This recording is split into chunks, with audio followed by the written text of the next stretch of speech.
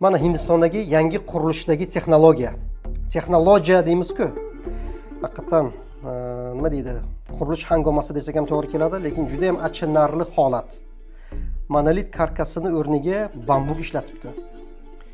Ya'ni ba'zilarini ham ikkiga bo'lib, karkas qilib, mana shunday bambuklardan monolit karkaslarni to'qib, bilmayman qaysi aql bilan, kalla bilan bu ishni qilibdi.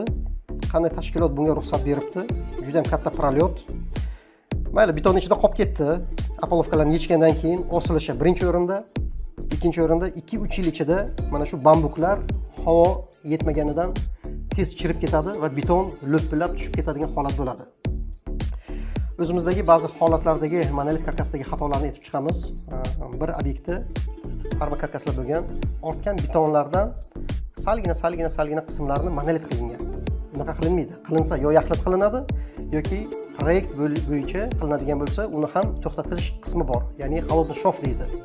Mana shu холодный шовda qilinadigan ishlardan bu gidroshponka tagidan qo'yiladi va tepasidan обычный o'zini setkasi bor. Ya'ni uni rabitsa deydi. Setka rabitsa bilan uni chegaralab qo'yadi.